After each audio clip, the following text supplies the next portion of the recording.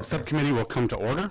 Good morning and welcome to today's hearing on opportunities for youth and young adults in seeking to break the cycle of poverty. There's an alarming trend happening in this country. 1 in 7 16 to 24-year-olds in the U.S. are not in school and are not working. This totals more than 5.5 million youth nationwide. Most concerning, these young people are not entering the workforce at a time when the national unemployment rate is now 4.4%, and the economy is making some progress. By failing to get started in the workforce when we know jobs are available, these young people are putting themselves at a disadvantage from the get-go. Workers who do not graduate from high school face higher rates of unemployment regardless of economic conditions, dwindling job prospects, and lower lifetime earnings. We also know unemployment disproportionately affects minorities who account for some of our country's fastest growing populations. Without gainful employment and the ability to build a career, the consequences are dire for these young people and their families. Many will have significant difficulties gaining the skills and knowledge to attain self-sufficiency, putting them and their children at risk of falling into a life of poverty and the need for long-term government support. The risks of not addressing this trend are also critical for American businesses, which have millions of job openings but are unable to find skilled and talented employees to hire. Our economy cannot grow if it cannot rely on American workers to produce. While this subcommittee works day in and day out to help people move from welfare to work, we often focus on the adults already within the system, receiving benefits from programs like temporary assistance for needy families or unemployment insurance. But what if we focused on what works in helping young people before they ever have to set foot into an unemployment or welfare office? While there are dozens of major federal programs dedicated to helping these youth, from job training and education to social services and juvenile justice, we have not seen major improvements in desired outcomes, such as program completion, improved wages, or increased self-sufficiency. Sometimes it is because the government-directed solution does not address the strengths of the participants. For youth who struggled in high school, dropping them on the doorstep of a four-year university may not be the best solution. The Government Accountability Office has written multiple reports on these programs, identifying duplication, poor employment outcomes and educational attainment, and lack of coordination for youth seeking these services. Today, the GAO is releasing yet another report detailing very low participation in the numerous work incentive programs offered to young adults transitioning off the Supplemental Security Income, or SSI, program. Less than 1.5% of SSI youth participate in the largest of SSA's work incentive programs, the Student Earned Income Exclusion, which permits children receiving SSI to attempt work without being concerned about their eligibility status or benefit amount. In addition, few, if any, youth on SSI receive vocational training and education services offered by the Department of Education, despite recent changes to the law requiring them to focus on this population. This is why we are here today, to discuss innovative programs and partnerships which are addressing this trend and providing young people transitioning into adulthood with the necessary skills and support to find work and climb the economic ladder. One such example is the Hub, located in Lincoln, Nebraska, which provides a central access point for young adults. The Hub assists 16 to 24-year-olds, often without a high school diploma, transitioning into adulthood who are disconnected from their family and their community. It provides a 16-week hands-on program known as Project Hire, which addresses potential barriers to employment and gives youth the problem-solving skills needed to address situations as they arise. The Hub then helps these young people attain employment and provides support along the way to ensure success. We know the best way to reduce poverty is through work and work-related experiences, such as on-the-job training and employer-sponsored internships and apprenticeships. These experiences not only provide occupational skills training for available jobs, but they also help in growing an individual's network, improve soft skills, and build resumes. Instead of counting 5.5 million young people out, our focus needs to be on innovative approaches which help these opportunity youth find private sector employment and career development. Today, I'm excited to learn from our witnesses about how their evidence-based practices, which focus on results, highlight how the private sector can help in leading these efforts and provide a roadmap to improving young people's outlook on the future. And now yield to the distinguished ranking member, Mr. Davis, for the purposes of an opening statement. Thank you very much, Mr. Chairman, and I too want to thank all of our witnesses for coming to share with us this morning. Across America, nearly 5 million young people are disconnected, not working and not in school. In my congressional district in Chicago, almost 17,000 young people, 17% of youth between ages 16 and 24, are not working or going to school. The rate is even higher for young African American men. In 2014, nearly half of African American men between the ages 20 and 24 in Chicago were disconnected from both school and work. Just as in rural districts like Chairman Smith's, some of these young people are dealing with serious issues like disabilities, substance abuse, mental and physical health challenges, and caregiving responsibilities. But many others are struggling with less visible challenges. Communities with few role models and fewer jobs, a lack of skills and a lack of confidence that they can acquire skills to get good jobs. Those youth are drifting in the wind. If we don't catch them and anchor them to our communities and our economy, many of them will grow from struggling youth into struggling adults with higher unemployment rates, lower wages, and more physical and mental health problems. The problem is complicated, but some successful organizations, including some represented at our witness table today, are finding that the solution is difficult but simple.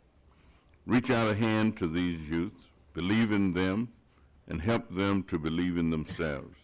And most importantly, stay with them and help them tackle all the challenges they are facing. The question for us today is, how can our subcommittee support this good work? How can we empower our communities to do more of it? At least 17 states use a portion of their social services block grant funds for programs to serve at-risk youth. In my state of Illinois, the SSBG funds a significant investment in support for pregnant and parenting teens, as well as an at-risk youth program intended to keep young people out of the juvenile justice system. The social services block grant can be part of the solution. Our committee has worked hard on a bipartisan basis to help children avoid foster care when possible and to do better by those who do need to be in care. Older foster youth become disconnected at high rates, especially a year or two after their foster care ends. Our child welfare programs can be part of the solution, helping these young people build social capital they need to become successful adults. More than a fourth of parents served by the Temporary Assistance for Needy Families program, or TANF, are under age 25, and most of them are not engaged in school or work. Youth over age 20 who are considered adults by TANF are especially struggling. Improvements to TANF can be a part of the solution. And of course, at our most recent hearing, we heard about the impressive work evidence-based home visiting programs are doing to support teen parents. MICV is part of the solution. We have an opportunity to make a real difference for today's youth and tomorrow's adults. I look forward, Mr. Chairman, to working with you and our colleagues to find and explore opportunities to take action and support solutions that work. Again, I thank you very much for holding this hearing and yield back the balance of my time. Thank you. Without objection, other members' opening statements will be made a part of the record. Certainly want to thank our witnesses, welcome our witnesses, and all those participating and observing here today. Grateful for your input and your offering of solutions. As we know, in Washington, too often it's really easy to cite what the problem is, and yet finding the right solutions and moving forward on those, I think, are certainly what we want to focus on, and certainly appreciate your bringing your expertise here into the room today. I'd like to welcome again our witnesses. So we have Mr. Gerald Chertavian. Am I saying that right? You are. You know, my last name being Smith, I'm a little challenged, by maybe sometimes even Jones. But we also have Mr. Chertavian is founder and CEO of a program called Year Up. And we also have, as evidence perhaps of a successful program, is a graduate of Year Up, Ms. Jamila Rowland. Welcome. Thank you for being here. We also have Mr. Martrice Manuel, a senior program director with Youth Scholars, Skills, and Services. And also Ms. Cheryl Oldham, Vice President of Education Policy at the U.S. Chamber of Commerce. Witnesses are reminded to limit the oral statements to 5 minutes. You'll see the light there on the table there. Once it turns yellow, you want to bring that plane in for a landing. And a safe landing, of course, but we certainly appreciate your being here. We'll begin with Mr. Chertavian. You may begin. Thank you, Chairman Smith, Ranking Member Davis, and all members of this committee for your kind invitation to testify today. My name is Gerald Chertavian. I'm the founder and CEO of Year Up, which is now the nation's largest and fastest growing youth serving program started in this century. I'd like to begin today by describing the talent crisis that's currently facing our country. Across America, as we've just heard, more than 5 million young adults, called opportunity youth, are out of school and out of work, unable to find a path to self-sufficiency or a family-sustaining wage. This represents 1 out of 7 of all young adults and 1 out of 5 young adults of color. And it costs our nation $97 billion in lost revenues in increased social services. Now, at the same time, a projected 12 million American jobs will go unfilled over the next decade simply because employers can't find the skilled talent they need for a 21st century economy. This paradox is a result of a market failure. Our education and training systems are increasingly out of touch with employers' needs and out of reach for young people. Correcting this failure is both a moral imperative and an economic necessity. To give you a sense of what this opportunity looks like, this opportunity divide looks like, I'd like to share with you a story of one of our graduates named Greg Walton. 10 years ago, Greg was sitting in the South Bay Correctional Facility in Boston. He was in the wrong place at the wrong time and was sentenced to a year in prison. Having grown up in foster care without a stable home, you can imagine how limited Greg's opportunities were upon release from prison. But his story didn't end there. Today, Greg is a technology executive at the Massachusetts Institute of Technology. He's worked there for the past 9 years and recently received the 2017 MIT Excellence Award, one of the highest honors awarded to staff at MIT. Greg is also a homeowner, a taxpayer, a loving husband, an extremely doting father of 2 beautiful children. I saw him recently and he told me, and this really stuck with me, he said, "Gerald, I don't think you'll ever understand how it feels to carry our children over the threshold of the home that we bought with our hard-earned money, and to tuck those children into a bed that they will never be without." Now, Greg's story shouldn't be viewed as exceptional. It actually should be viewed as what's possible when we provide deserving young adults with a hand up, not a handout. 17 years ago, I sold my technology business to a public company and founded Year Up. The mission was simple. In 1 year, to move low-income young adults from poverty to a professional career. We serve that mission through the market. First, we work with leading employers like State Street, Microsoft, Bank of America. We understand what their needs are for entry-level skills. Second, we provide students with an intensive 6 months of training in both professional skills and technical skills, followed by a 6-month internship with those companies, at the end of which they are now prepared to work full-time. The results, 91% of our graduates are employed or in school full-time within 4 months, making an average of $38,000 a year. Now, this is a demand-driven approach, And our partners now use our program as a source of reliable, relevant, and valuable talent across this country. State Street Corporation has hired 500 of our young adults already and committed to hire another 500, 1,000 low-income folks from the most isolated pockets of poverty in Boston, working in livable wage jobs, one company. Our program model has been proven through gold standard evaluation. In fact, the CEO of the firm that conducted our first randomized controlled trial said these were the most exciting evaluation results he's seen in youth employment in 20 or 30 years, and the first to show a really substantial earning gain.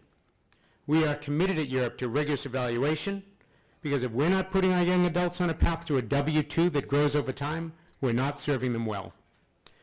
Now, our program's successful because of several factors. We focus on outcomes, not efforts. So through our market mechanisms, we ensure employers' needs are met and young people's needs are met. Second, we use rigorous evaluation, are committed to constantly learning and pushing forward that learning. And third, we believe that talent is distributed evenly in America, while opportunity, unfortunately, is not. And we value those young adults as economic assets and not social liabilities. Ranking Member Davis, thank you for your continued support for funding programs that train workers to meet local employer demand. We appreciate the committee's work to update and align public assistance provisions in programs such as TANF, Social Service Block Grant, and foster care. I'd like to commend the committee's success last year in reporting out passing in the House the bipartisan CIPRA Act. On behalf of Europe, thanks for this opportunity. We greatly appreciate it. Thank you, Mr. Chertavian. Ms. Rowland, you may begin. Chairman Smith, Ranking Member Davis. Did that? It's green. Okay. There we go. And members of the Subcommittee on Human Resources, thank you for the opportunity to testify before your hearing on opportunities for youth and young adults to break the cycle of poverty. My name is Jamila Rowland. In August of 2015, at age 24, I was homeless. For 2 months, my mother, my dog, and I bounced between relatives and motels. I was working full-time to support the three of us, and I had only one goal: survive. Because I knew that this trial would come to an end if I held it together and stayed strong in my faith for a better future. Surviving, however, is vastly different from thriving. While both require a pulse, the difference is in the quality of life you experience. And while I've always known that survival is essential, after getting a taste of how bitter it can be, I wanted more than that. What I wanted was to thrive. I wanted survival to be a distant memory, no longer my goal for everyday life. I wanted the richness of life that comes when you have the security of employment and a career that encourages growth. I wanted my voice and my experiences to be a positive contribution to the world. This experience with homelessness was my wake-up call. I began looking for opportunities. I'd heard of Europe several years before, not long after I graduated high school, and was filled with optimism and lofty aspirations. Back then, I immediately wrote it off, convinced that the only way I could succeed in life was by starting out with a college degree.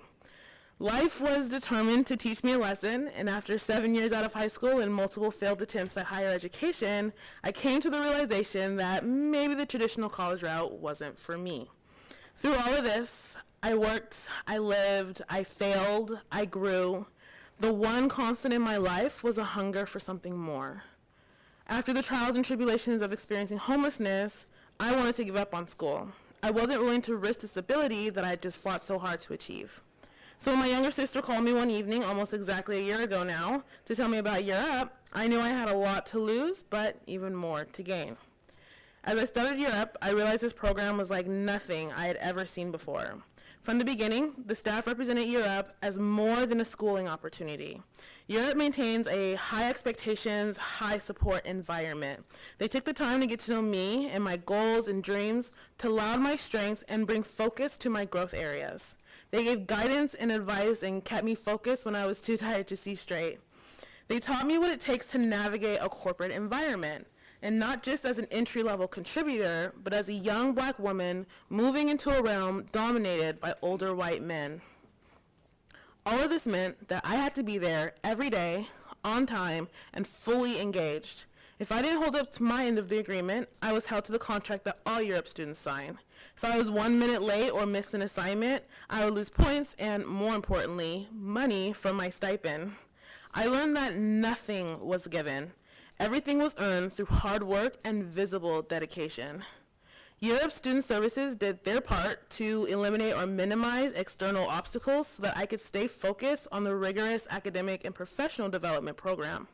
Attending classes Monday through Friday, I completed daily assignments, regularly collaborated with my classmates, and participated in weekly feedback sessions, teachable moments that helped me grow as an individual and as a professional.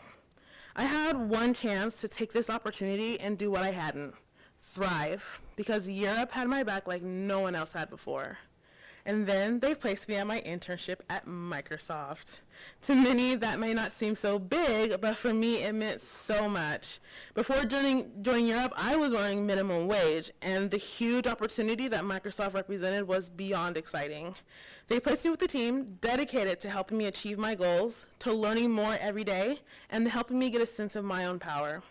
My mentors, Jim and Daniel, were the perfect Dr. Who's to my Martha Jones, and Al, my manager, noticed my potential and kept me inspired from across the pond.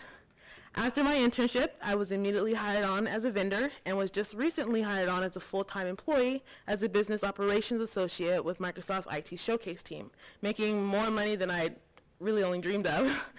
And I haven't forgotten about getting a degree either. I'll be taking classes at my own pace with a clear goal ahead of me. By telling my story today, I hope to inspire this committee to understand that given the right opportunities, more young adults can achieve more with their lives. And I hope to have inspired you to help close this opportunity divide in our country. Year Up provided me a hand up. In 1 year, I went from minimum wage and homeless to living comfortably above the poverty line. And now, here I am in front of you, no longer fighting to survive. I'm a young, responsible, working woman with a fantastic new career trajectory in front of me that will allow me to achieve my fullest potential. 1 year ago, I joined Year Up and made the choice to learn to thrive. It was the best decision I've ever made. Thank you. Thank you very much. That's tremendous, and anxious to learn. There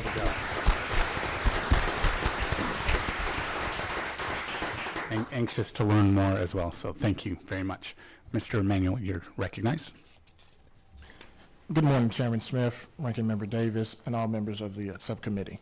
My name is Martrice Emanuel. I'm the Associate Director of Alternative School Network. We operate within 22 alternative schools, community-based schools, I should say, throughout the city of Chicago. So we service about 2,500 youth on a yearly basis that have dropped out of school.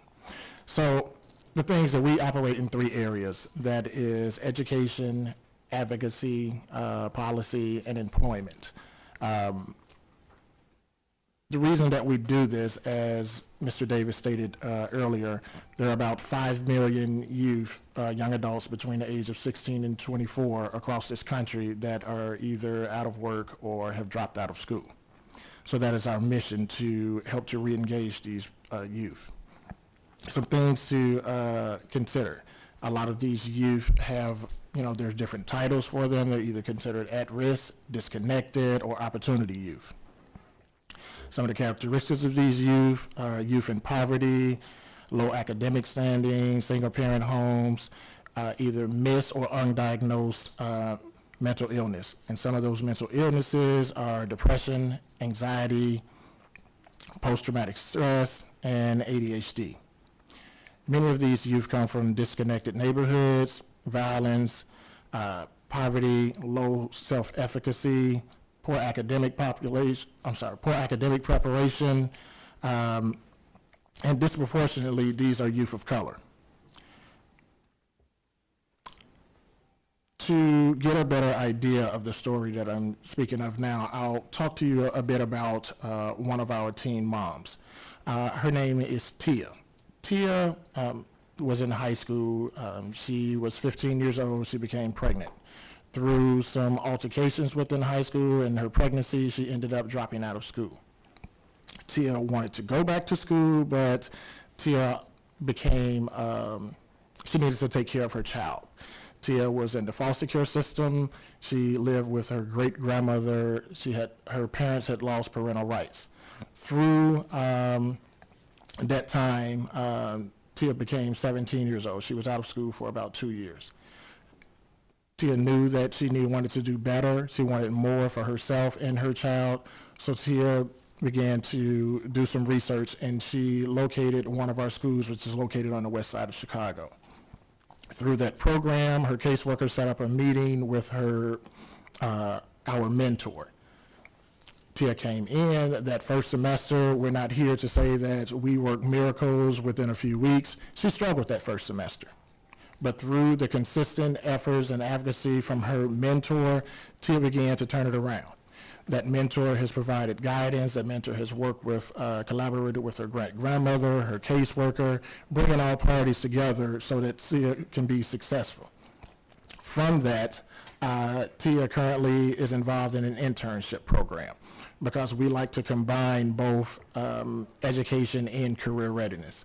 So within the internship that Tia is able to participate in, she's able to gain experience in the career field that she chooses. We believe that if a youth is given opportunities, they're exposed to different things, then they're more likely to be successful and want to be productive citizens.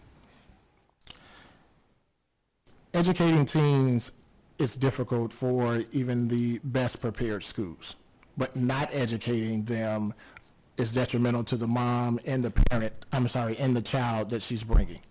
So with that, we have a program in collaboration with the Department of Children and Family Services in which we call YS3. That's the Youth Scholar Skills and Service Program. Within that YS3 program, we assist them with mentoring, as I spoke of, career readiness. We also assist them with tutoring. We allow them the opportunity for credit recovery because many of these youth are below their credits needed for graduation. Out of our 22 schools, 21 help the youth to obtain a high school diploma. We have one that focuses on GED. Our youth have shown great success in these programs. Within the YS3 program, we service about 200 youth in care a year. About 35% of those youth in care are teen parents. I would like to commend this committee on the work that they're doing because the investment that is being provided to help to assist these youth has made a great impact on the city, the youth. And so we don't believe in just reaching benchmarks. We want to save children's lives and change communities. So with that said, we want to thank you. Thank you, Mr. Manuel. Ms. Oldham.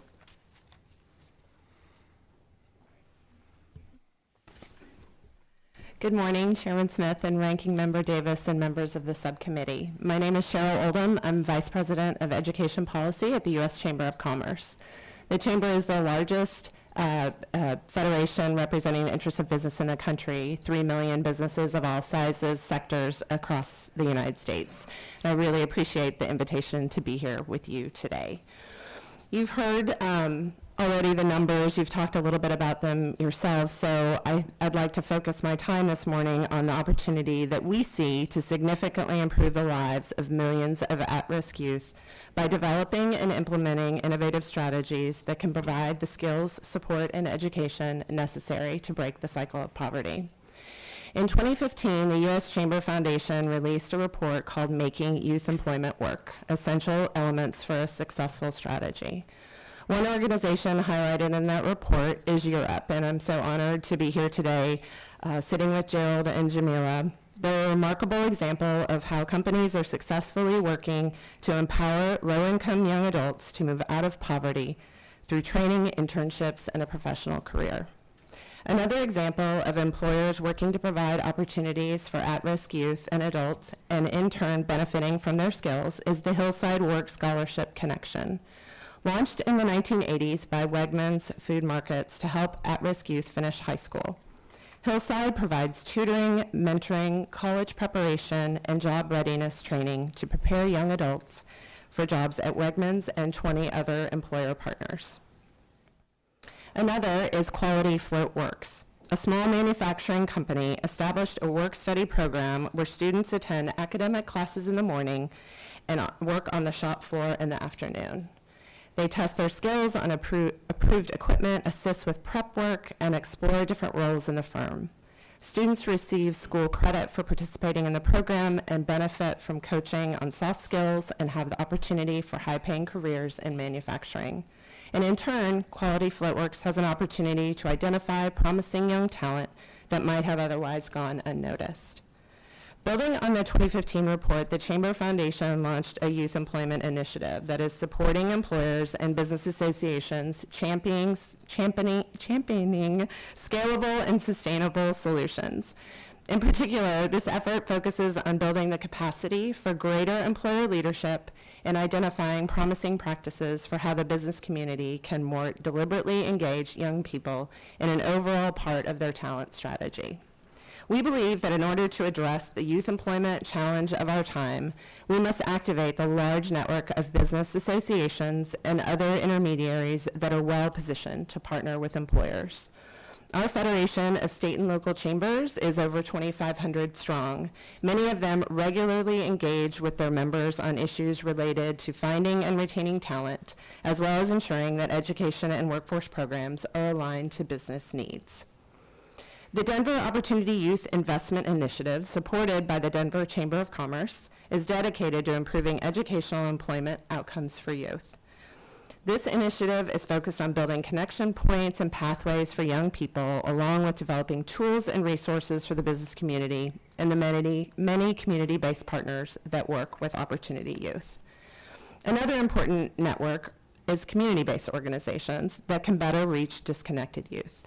One example is IC Stars. As a technology training program for low-income young adults in Chicago, they leverage project-based learning to equip participants with not only the technical proficiencies, but also the behaviors, values, and attitudes to be leaders in the workforce in their communities.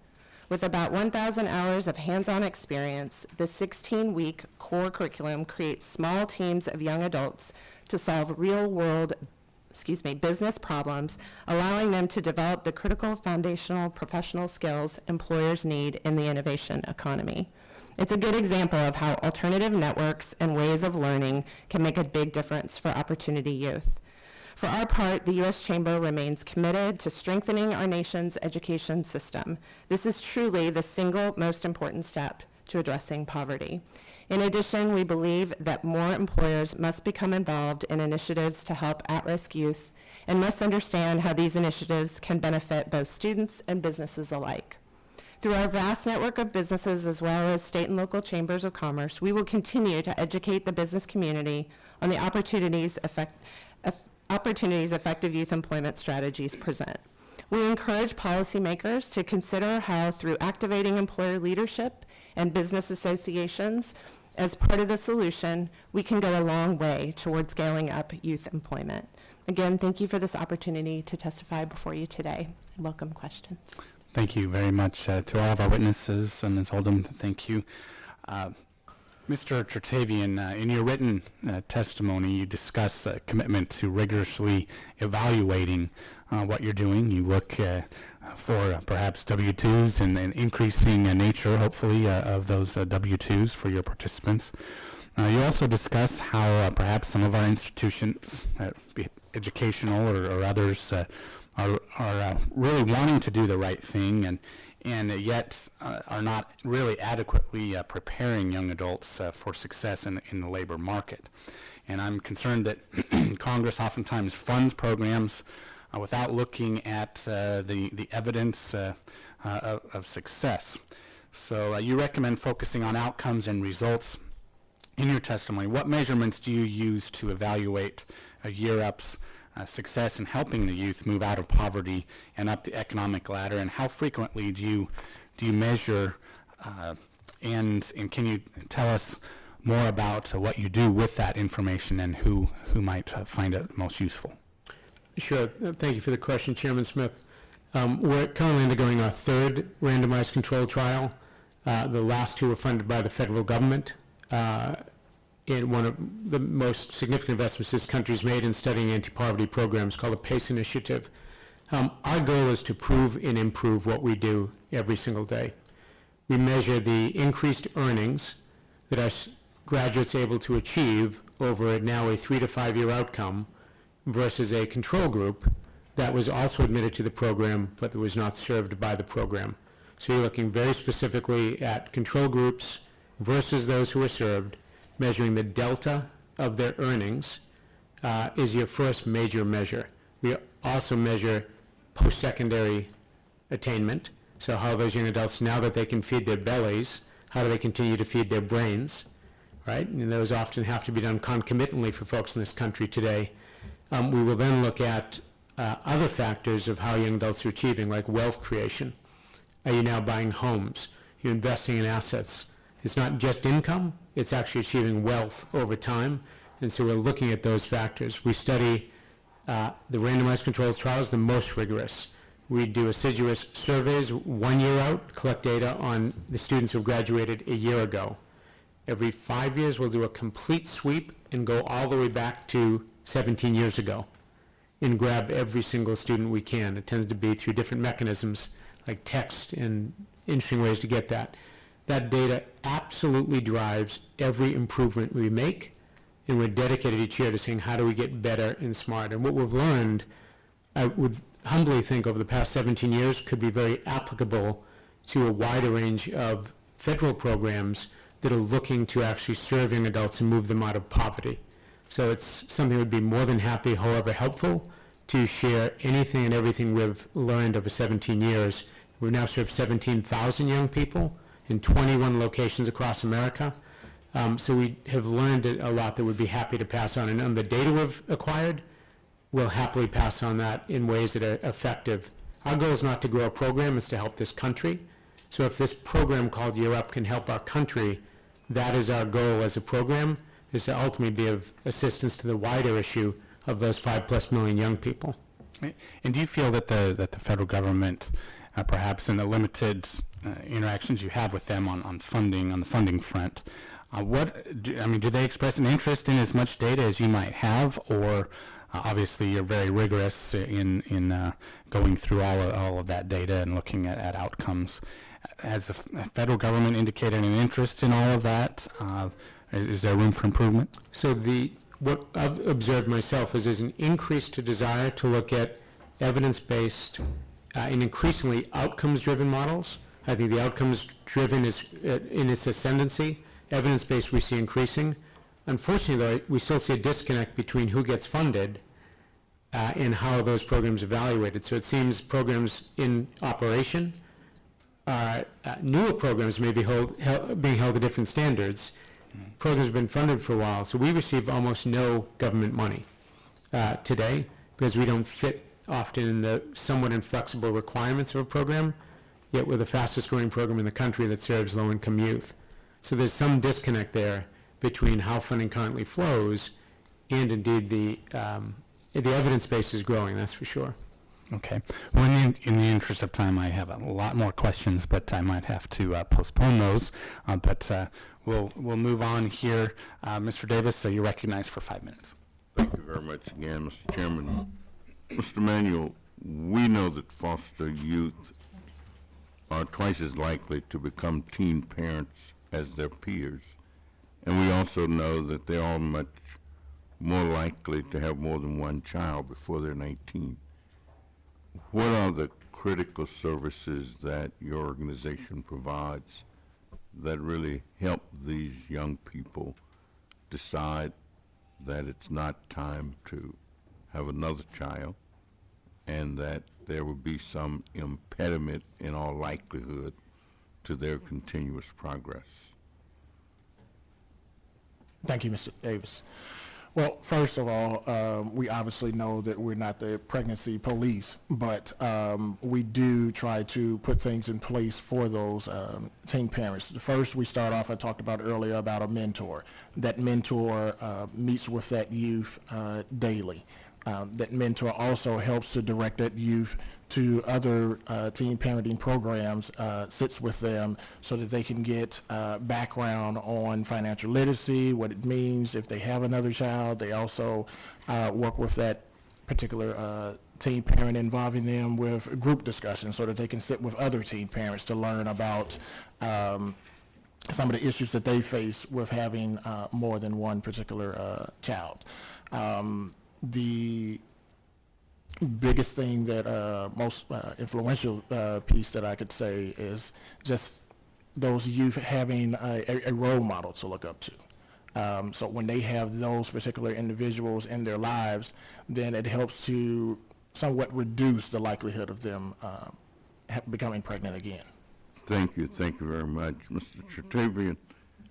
I was interested in your story about Greg Walton, who went from a correctional facility into program, but what really interested me is the fact that you were able to convince employers to take these individuals on, and in some instances even paid to be a part of the program.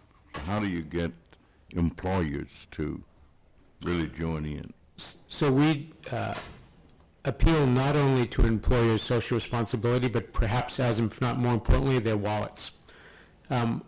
We know that a job that pays about $40,000 a year, and Accenture has done separate research on this, it is more cost effective for a company to work with Year Up to find entry-level talent than to go to the street, hire 100 people, see if they work out, 1 out of 2 out of 3 doesn't, the cost of that, the cost of retraining, rehiring.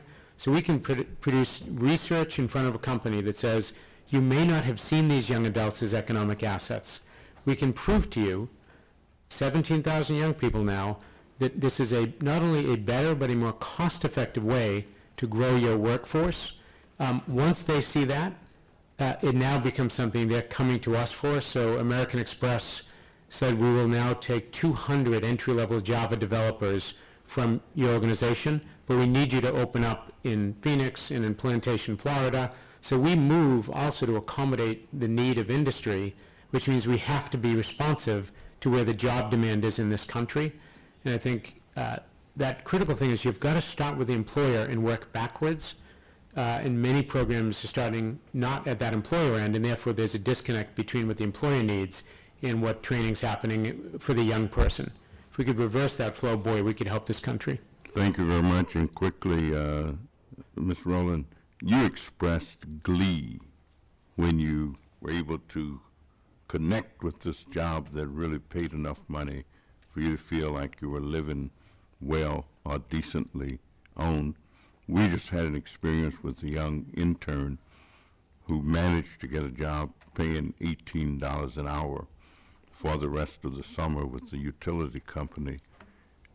Trying to prepare people for that, is there a way that we could be more helpful in terms of helping people get jobs that actually paid a livable wage? I think one of the things that help get young adults hired is networking, connecting them to people who are willing to help. That's one of the big things that Year Up taught us. Most jobs are gotten by knowing someone or knowing someone who knows someone. So if you know a young adult, if you know a good program, introducing them to it is definitely very helpful. Thank you very much, and I yield back, Mr. Chairman. Thank you. Ms. Walorski. Thank you, Mr. Chairman. Thank you for all of you that are here today. Jamila, you rock. You just had an opportunity to tell our fellow Americans and the youth in this country that there is hope and determination. There's a way. You just did it. You just proved it. And what young person doesn't want to work at Microsoft? I mean, this is the best news that could be delivered, I think, to this country is from you. Because you've proven what we've all talked about up here, which is there's not one way fits all, one size fits all. College is not for everybody right outside the door.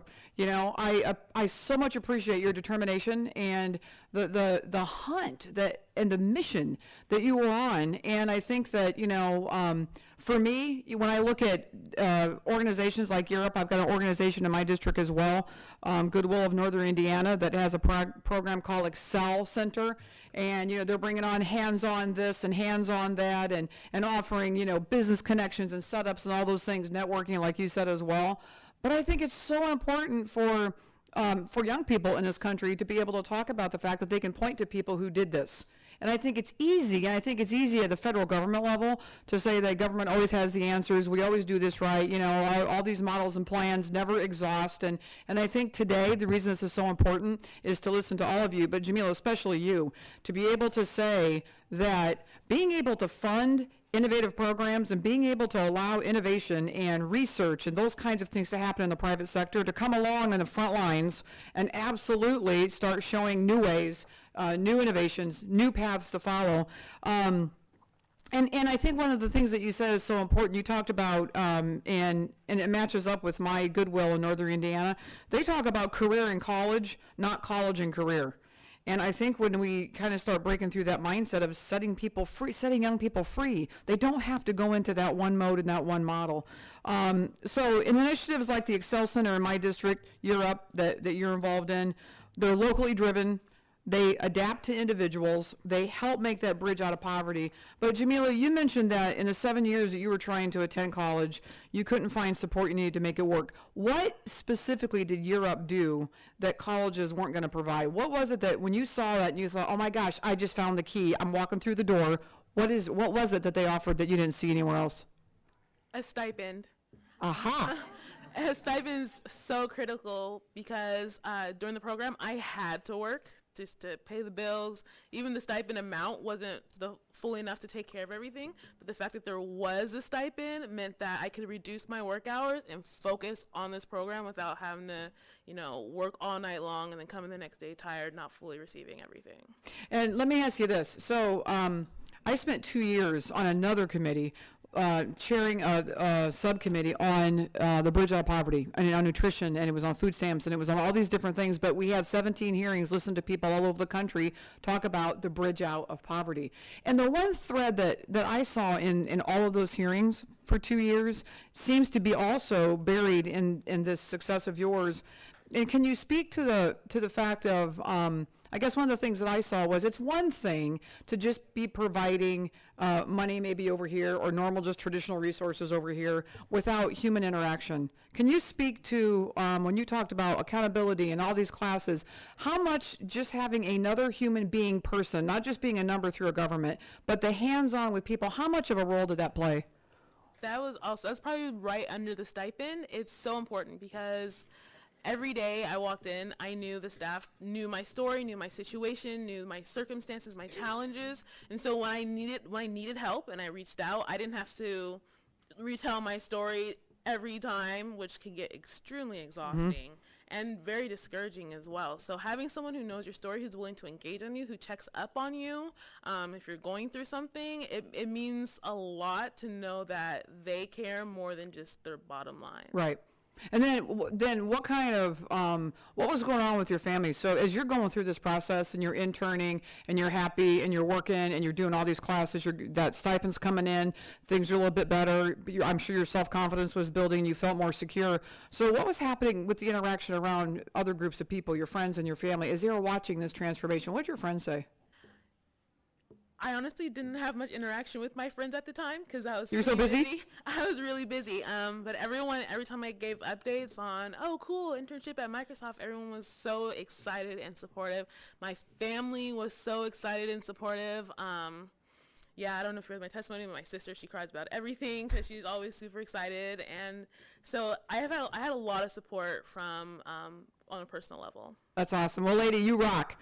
And I'm excited for our fellow Americans and for young people to know that there's hope and to keep moving and that one size doesn't fit all and to keep pushing for those individual things that mean a lot to those individuals. Thanks for being here today to all of you. Very much appreciate it. Thanks, Mr. Chairman. I yield back. Thank you. And the more successful you are at Microsoft, maybe Apple will be knocking on your door as well, or a number of other brands. So with that, next up is Ms. Sewell. Echo the other colleagues who are just so excited for you, Jamila, for your success, and Europe sounds like a wonderful program. Look, I represent rural Alabama, Selma, Alabama, where everybody knows about the bridge, but it's a town of 19,000 and it's dying on the vine. My question is, how can we scale programs like Year Up to help rural America, especially when you don't have a Microsoft located in your community, and yet we still have disconnected youth. In fact, in my district, between the ages of 16 and 24, this sort of disconnected youth age, 15.9% are disconnected, meaning they're not employed. And so what are we doing to help scale programs like yours, or the program that you suggested, Mr. Manuel? I think you said it was Y26, Y3, yes, yeah. How do we scale up programs like that so that they're accessible and tailored, because we know one size doesn't fit all, That's tailored right. for rural parts of America? That's right. In fact, I was just on the phone with folks from Birmingham, Alabama, talking very similarly. I think what's most important to understand is it's the principles that will drive the outcomes in many cases. So if this only works if an employer says, I need talent, now that talent doesn't have to be, we work in technology and finance and I would call middle skill white collar jobs. But this applies to any job today that requires, honestly, more than a high school degree, which is the vast majority of jobs in this country. So I think if one says, how do I scale it? I have to see what jobs do exist. It could be hospitality. They could be logistics, right? A range of jobs. But I can promise you, those employers want the exact same thing Microsoft does. So if we start with what incentives will get programs, not just Year Up, to actually do the right thing, Darwin will ultimately take over. Programs that succeed will get more funding. Those that aren't able to get that outcome, a W-2 that grows over time, will get less funding. So rather than choosing winners and losers, let's set the incentive systems based on principles we know work in youth development and youth workforce development. In that context, we'll apply rural, it will apply to an urban setting. We've looked at that through Europe. One has to understand what jobs are available, but it's not just the Microsoft. There's many, many other jobs that would be the perfect first job for a young person, but we're not producing folks who are employable, attitudinal, behavioral, communication skills. That's what employers most want. If you provide that and you have a willing learner, they will take it from there. And so I think that's what we're often missing, is we're not asking folks to really make sure folks are employable and holding them accountable for that outcome and paying them on the result of that outcome. The principles will work rural and urban. You know, the other thing that I think is really important that this committee focuses on, we have jurisdiction over wraparound services that are important to give hand up to folks like yourself, Ms. Rowland. So can you talk a little bit about some of those wraparound services that the federal government offers while, you're getting an opportunity from a private partnership that's done through Year Up? I would assume that you needed health care. I'm assuming that you needed other sort of social service programs that we have within our jurisdiction. Can you talk a little bit about how we can, public and private, work to support disconnected youth? Can you define wraparound services? Sure. Healthcare. While you were for that 1 year, who provided you with healthcare services for that 1 year? Or did you not have it?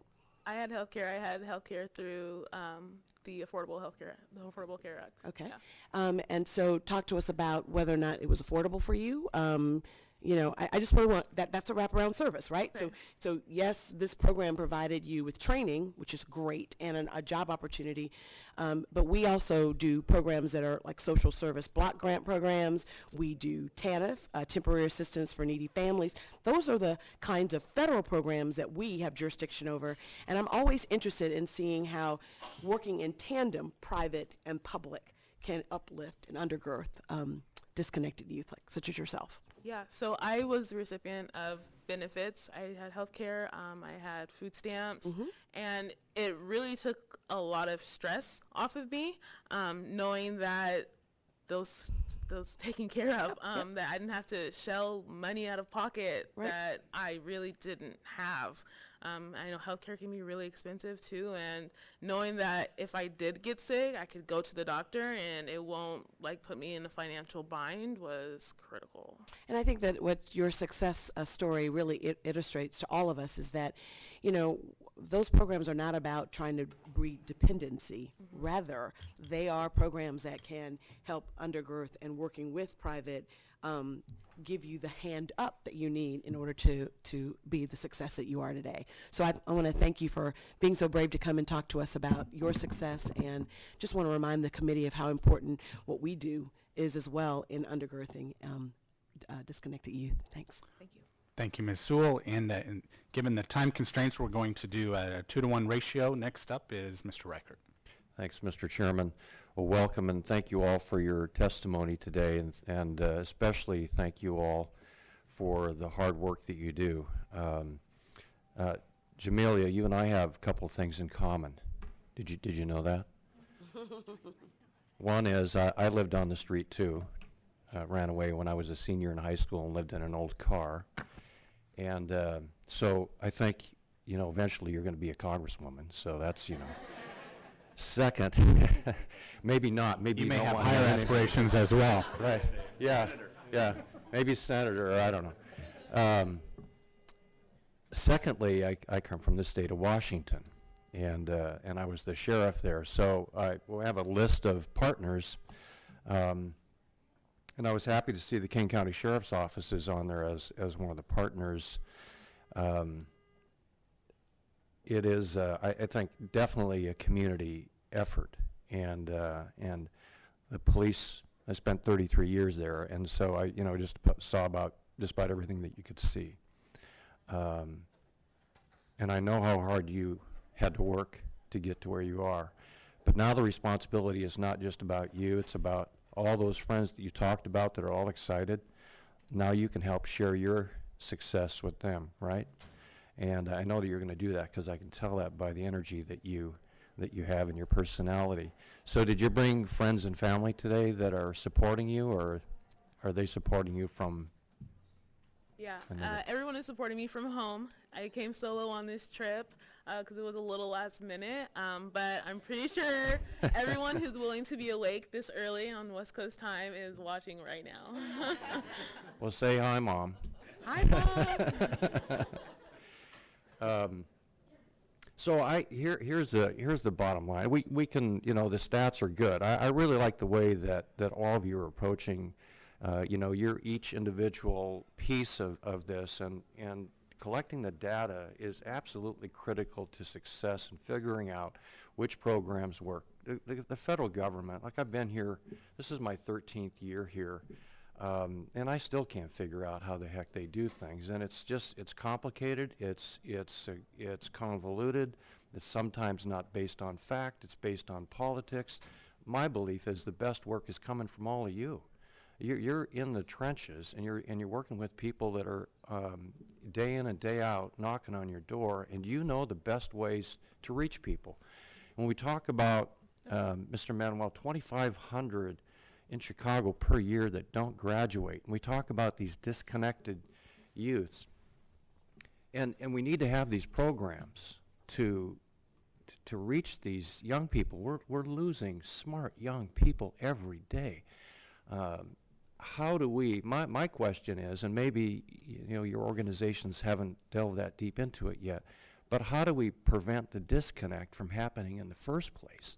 I mean, that's really the question that we need to ask. Prevention, of course, in law enforcement is, you know, is our number one goal, is to prevent crime and keep people safe from crime before it even happens.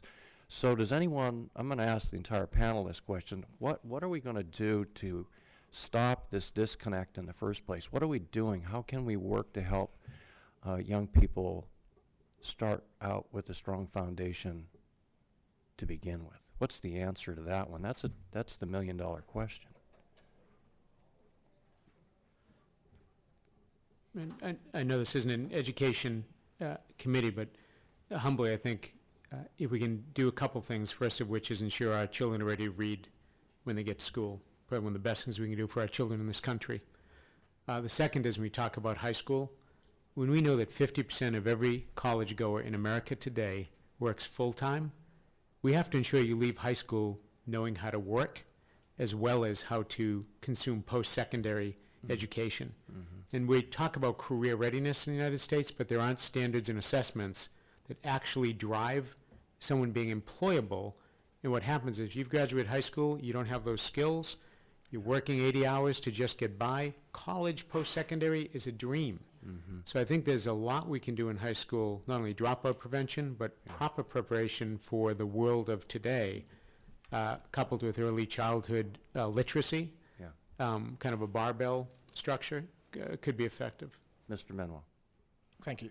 The approach that we're trying to go into is both a combination of prevention and intervention, because there's a reason that a lot of these youth, yes, Yeah. we work with the, we're getting to that point where we're working with the families, because a lot of those youth, as I stated earlier, their parents may have been incarcerated, their parents may have been unemployed, and so we want to try to break that cycle. There you go.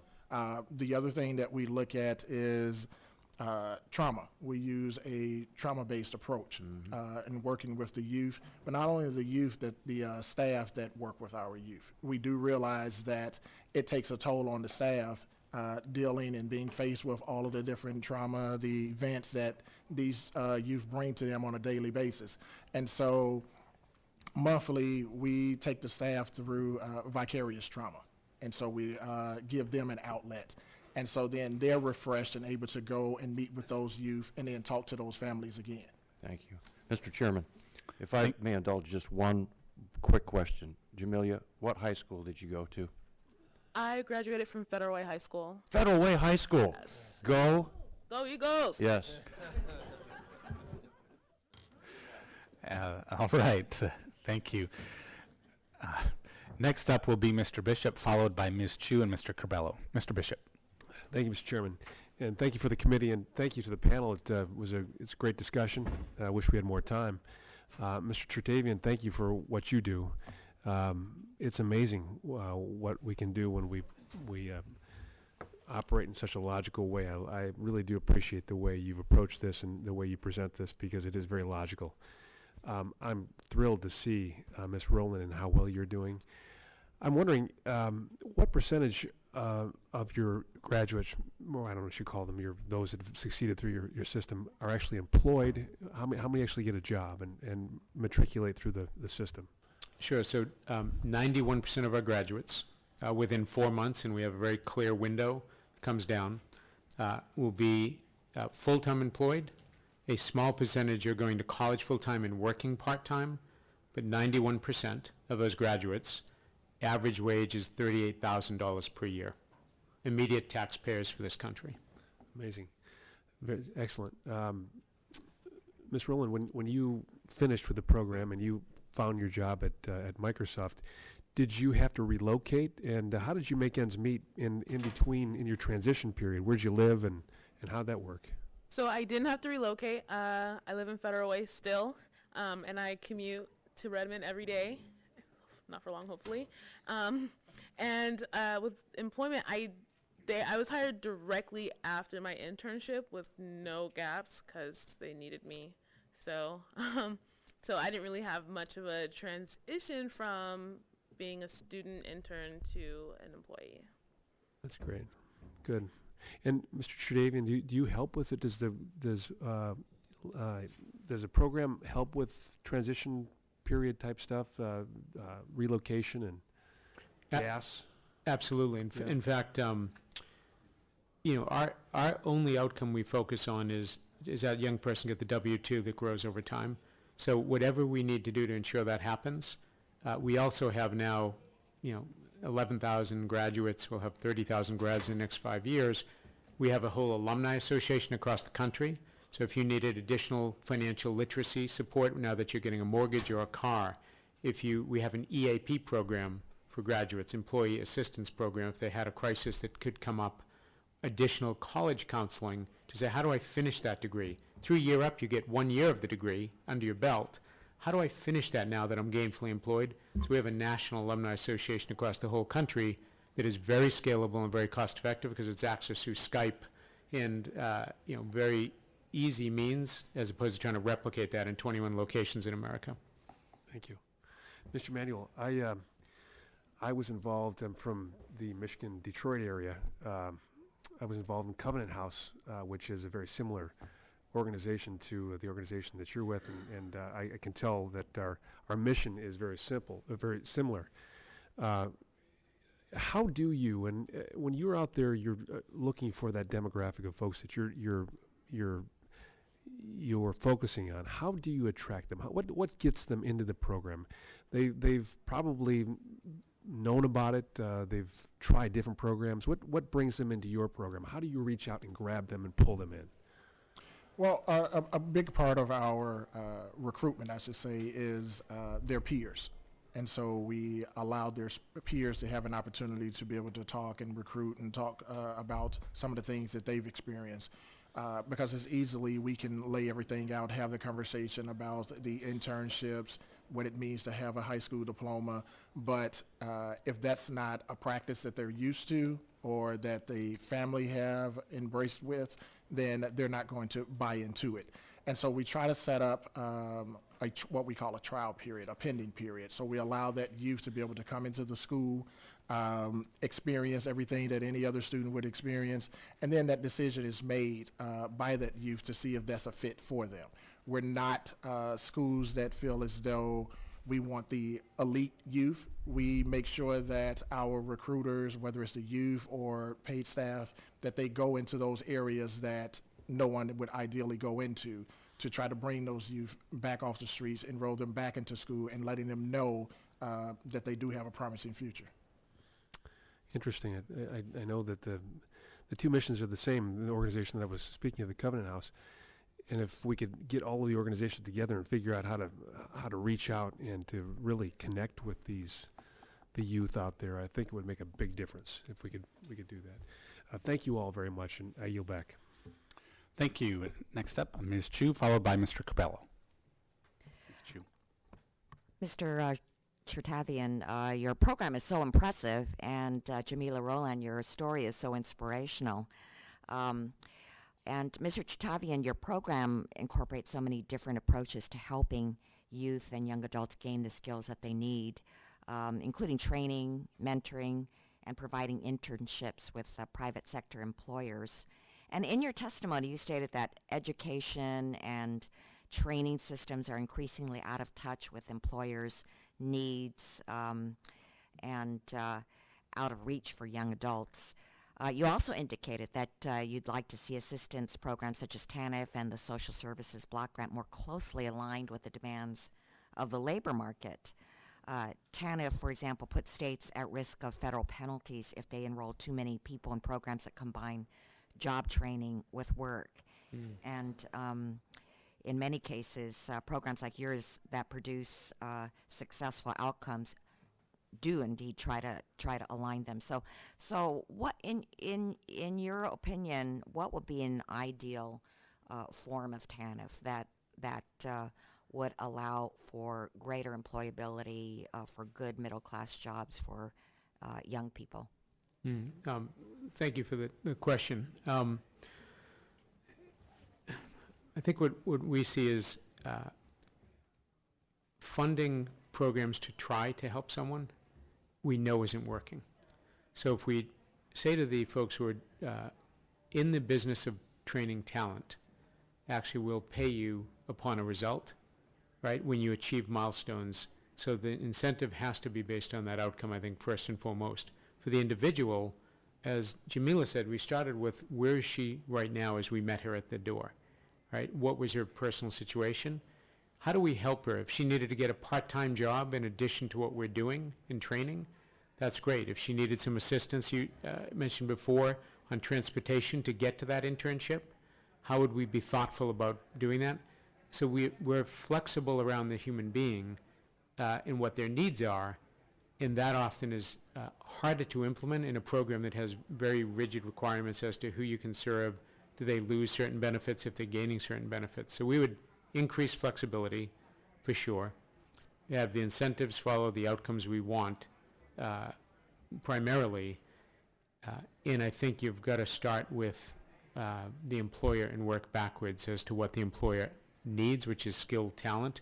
And if they're happy, I mean, you have to imagine employers are contributing $25,000 per year-up intern to gain access to talent. They would never do that unless it was in their economic interest. We know employers are craving talent that is loyal. Our folks stay 3 to 4 times longer than the average employee. So companies are seeing this as a better source of talent. So it's really understanding what does the employer need. They have the money to augment the investment the federal government makes and to leverage the federal investment through the corporate need.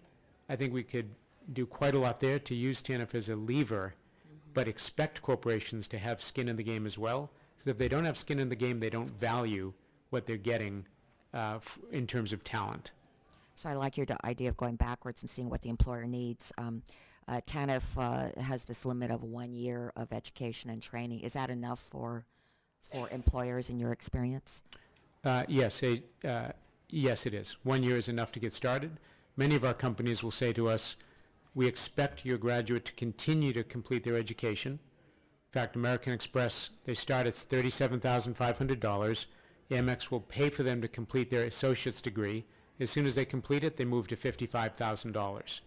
So companies are increasingly getting in the business of education, and we're seeing that all over the country.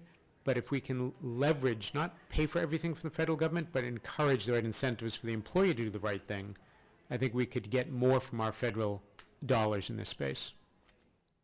And Mr. Manuel, you mentioned in your testimony a number of challenges facing disconnected foster youth, such as mental illness and lack of parental support. And there's one reason why it's so important that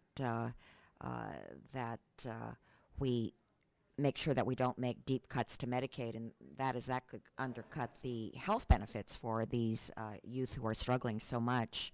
If Medicaid were block granted, capped, or cut in such a way to make it more difficult for foster youth to access health care, how would that impact the youth and young people enrolled in your program, especially those who need mental health services or substance abuse counseling, or just basic health care? I'm sorry, it would greatly impact because we have two different populations that we worked with. One are youth in care who would, while they're in care, they receive some health benefits while being in care, but a great majority of our youth are not in care. And so they need those health services to be able to address some diagnosed or mixed diagnosed mental illnesses. We talk about the teen parents. They need the health care for themselves and for their children. So any bit of a cut to health care would greatly impact, and because a lot of those issues affect the youth from attending school. A lot of our youth, if their attendance drops, is because of health care issues. Thank you. Thank you, Ms. Chu. Next, we have Mr. Corbello, followed by Mr. Renacci. Mr. Corbello. Mr. Chairman, thank you for this opportunity. Thank you for taking some time to focus on these 5.5 million young Americans, people who are so full of potential, yet have obviously given up hope because they're not employed and they're doing nothing to educate themselves to become employable. So I think this is a wonderful opportunity, and it says a lot about this subcommittee, about Ways and Means, and about how Republicans and Democrats can work together. And thank you to all the witnesses, especially to the superstar. Jamila, I want to ask you a question because I think a lot about the messages we send children in this country, and as they grow up and become adolescents, that message, I think, gets re-emphasized. You mentioned that you immediately wrote off Europe because you felt like a college degree was the only path to success. Can you talk a little bit about why you felt that way and what helped you realize that that wasn't the case? So pretty much the dialogue from sophomore year of high school onward is after you finish high school, you got to go get a college degree so you can get a job, buy a house, be successful. And the only alternatives that were pretty much offered up where you can either join a trade school, learn to be a carpenter or a nurse, or you can join the military. None of those really appealed to me, so I was like, okay, I'll go to college, learn something. And after years of, I've gone to college, 3 different colleges, 3 different programs, and they just never really worked out because there are external factors that meant that I couldn't give it the focus I needed, or just I didn't know what I was supposed to do next, and I didn't really know who to ask or how to ask for it. And so a lot of the times when the only options you have are, okay, just go to college, you don't really get any more information, more relevant information on how to finish college, how to pay for college, what's needed to make sure you're successful. You just get the whole go for it. So, Mr. Chertavian, do you think that we, the government, are complicit in trapping a lot of young people into believing that only by getting a traditional college degree they can be successful? Do we also send those messages in the way we invest public dollars and in the messages we send?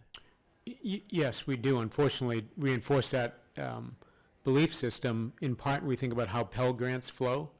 You have to be going how many credits before you get access to a Pell Grant. The average age of a Bachelor of Arts in America is 28 years old.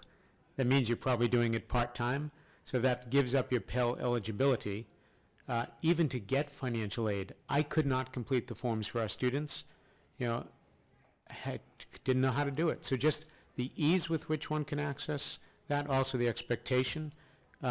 If we changed the word to post-secondary for all and truly believed and valued multiple pathways into the mainstream, we could fundamentally, I think, change this country in a powerful way. But the word college assumes 4-year fixed-term residential.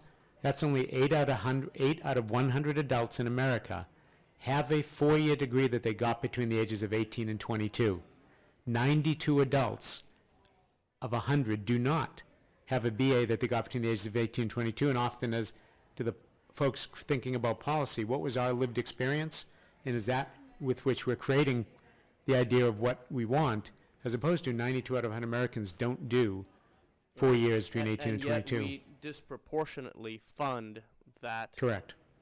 8 out of 100, you said? That's correct. 8%. Right. Ms. Oldham, do you have any ideas as to how we can send the message that there are other ways to becoming a successful citizen in our country, perhaps in the way we allocate resources, perhaps by making some of our policies more flexible? Right, thank you. I think absolutely, and I would echo what Gerald said. I think one of the most important things we can do is provide information. I mean, the comment about, the message from sophomore year on was college, college, college. I mean, our K through 12 system, our high schools, the people that are giving that information don't know employers, don't know careers, don't know what's available, what are the growing jobs in that region, who's hiring. There's a really robust conversation, I think, now taking place after the passage of the Every Student Succeeds Act, and all states are really struggling with what is career readiness and how do we measure it and what do we do in high schools to ensure that we're really looking at that. And that career development piece is critical, and there is obviously a real issue with stretching thin of sort of counselors in high school and that kind of thing, but really thinking about a career development focus and providing that information and really good data about what the successful pathways are for young people so they can make better decisions. Thank you, Ms. Oldham. Thank you, Mr. Chairman. Thank you. And wrapping up is Mr. Renacci. Thank you, Mr. Chairman. I want to thank the witnesses. I appreciate, Mr. Chairman, allowing me to be here, even though I'm not on the subcommittee, because this is really an issue for me that's very passionate. I've started a program in Cleveland, Ohio called Opportunity Cleveland, where we're looking at youth from age 14 to 24. So I love to hear these stories because I think the theme, and it's always good to be the last person. Here's what I got out of what I've listened to, and I hope I've got a message. First off, high school education or GED is vitally important because, Mrs. Oldham, as you say in your testimony, 1/4 of Americans with no high school diploma live in poverty, And I will bet you that a majority of Americans without high school diplomas do not have a good paying job. So that's one thing. The second thing is we have to break the cycle of poverty. I think that's extremely important. And the fourth is that a four-year degree does not always make sense. And Ms. Rowland, you're a witness to that. So I've said all along that the answer, and I'm trying to figure out how to get there, is we got to go back and look at the high schools, and we got to look at skill sets versus test sets. And you'll hear me say that all the time back in Ohio. How do we take youth that are going through high school and make sure that they're looking at skill sets and opportunities early on? I came from a very poor family, and the only thing that helped me is, number one, I had mentors, and I had job opportunities, and I saw skill sets in high school that said, I can be a plumber, I can be anything I want to be. We lack that. I was at a high school recently, 1,300 students, and only 30 were going to technical school. That tells you something right there, 30 out of 1,300. Because, as I've heard some of my colleagues say, we're putting all our resources toward, you got to go to college. And the answer is, you got to get a skill set. And sometimes a skill set doesn't mean going to college.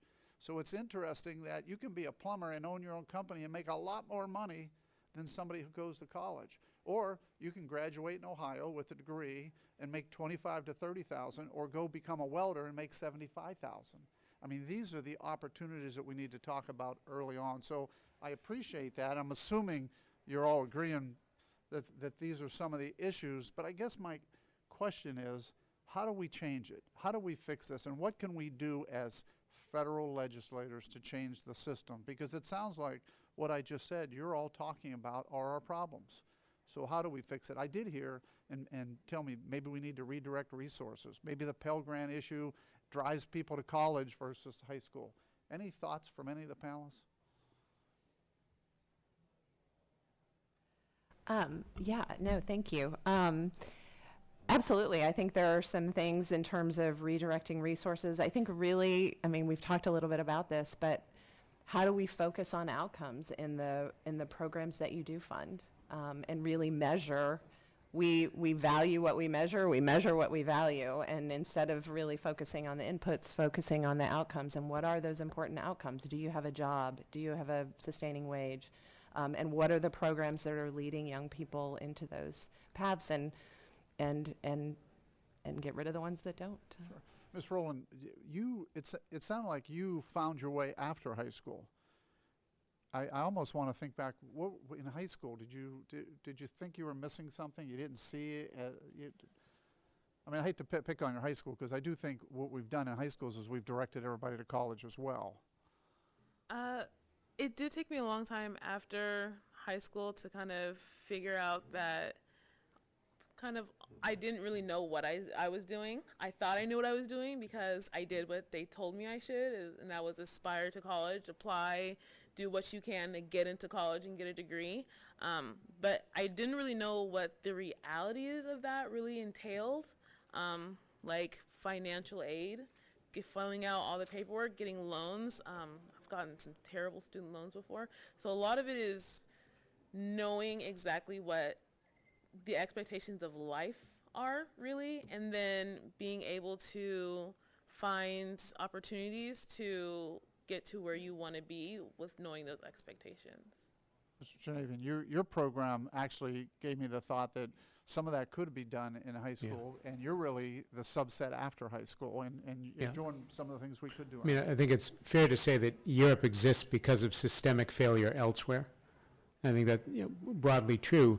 So what we really want is high school students having the guidance and the counseling that they need, as you expressed, Jamila, to understand there's not one pathway, whether it is a good trade and vocation, whether it is a 2-year degree to then perhaps then go to a 4-year degree, whether it's straight into 4-year, whether it's working and getting stable first so that you can consume higher ed. We don't value multiple pathways in this country. It's almost culturally seen as a stepchild if you don't do the accepted rhetoric of 4 years. And it's up to us to think about how we're incenting that with even just how Pell Grants flow. You think of Europe doesn't have an access to Pell Grant in our core program, yet we probably produce good results for this country. So how restrictive are some of those funding sources that could actually be directed to things that have verifiable results for young people? I had one person, and I know I'm running out of time, or probably run out. One last question. I had an individual back in my district say to me, you know what, high school kids should just go to school until 2 o'clock, and then they should have 3 paths between 2 and 5. They should either go to a work opportunity where they learn a skill set, they should go and become part of an athletic program where they learn teamwork, you know, or the third thing is that they get a educational skill set as well. So I don't know if anybody, I mean, I thought that was pretty interesting that, you know, we fail because that high school student doesn't have those paths of opportunity after their basic education. Thank you. I yield back. Thank you, Mr. Renacci. I want to say thanks to everyone on our panel. Again, thank you for sharing your story, Jamila, and all of you for sharing your insight and expertise, and those of you also in the gallery, so to speak, thank you for taking your time to be here and participate today. Please be advised that members will have 2 weeks to submit written questions to be answered later in writing. Those questions and your answers will be made part of the formal hearing record. With that, the subcommittee stands adjourned. Thank you.